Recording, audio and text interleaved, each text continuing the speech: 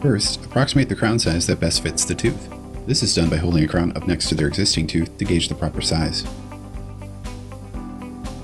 Begin by reducing the occlusal surface of the tooth.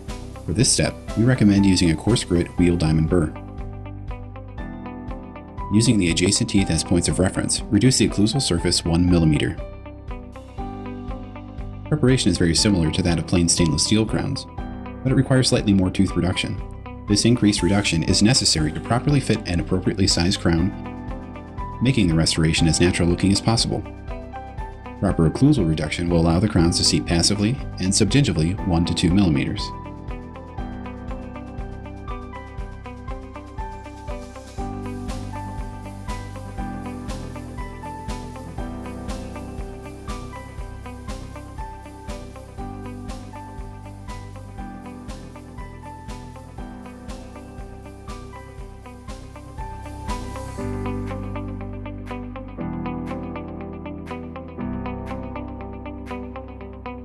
The next step is mesial distal reduction. For this step, we recommend using a coarse grit round end taper diamond burr. Reduce the mesial and distal surfaces 1 mm following the contour of the natural tooth, remaining supragingival.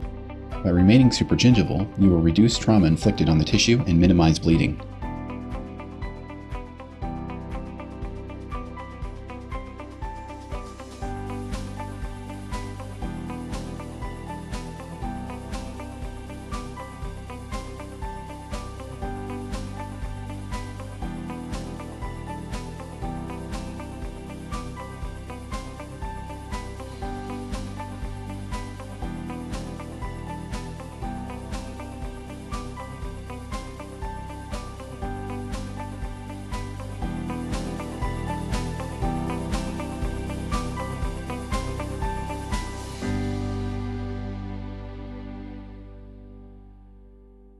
Now, begin your buccolingual reduction.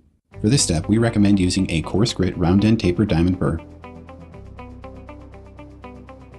Reduce the buccal and lingual surfaces 1 mm, remaining supragingival.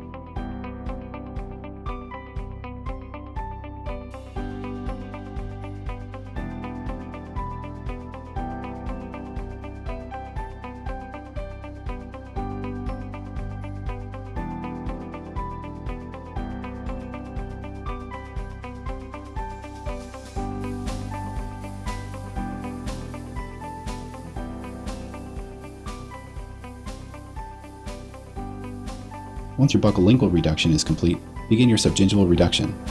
For this step, we recommend using a fine grit, flame-shaped diamond burr. Remove the chamfer margin by making several passes around the tooth to create a smooth, feathered margin. Doing so will reduce trauma to the tissue and minimize bleeding.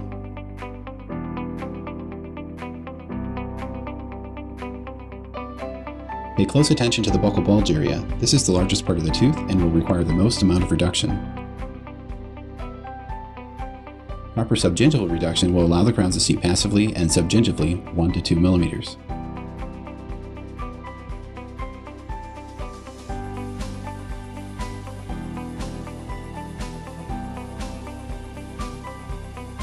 Try your selected crown size and verify the crown fits passively and completely.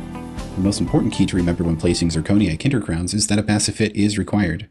In other words, avoiding a snap fit is critical because it can create excessive pressure, causing the zirconia structure to fracture. A passive fit will allow the crown to slide on and off the preparation without any resistance. Next, rinse the preparation and crown to remove blood and debris. If hemorrhaging continues, apply pressure using a 2x2 or copper cap until hemorrhaging subsides. Some clinicians use a hemostatic agent to speed up this process. After your crowns have been thoroughly cleaned, completely fill them with your cement of choice. If the crown is not completely filled with cement, blood can get inside the crown, causing the restoration to discolor over time. This cementation technique also removes inadvertent voids in the cement ensuring proper retention. Many dentists are using a straight glass ionomer, such as Ketaxen, with Zirconia Kinder Crowns. Using the powder liquid version, mix it slightly thicker than normal, which will allow the cement to cure quicker and bond better to the crown and tooth structure.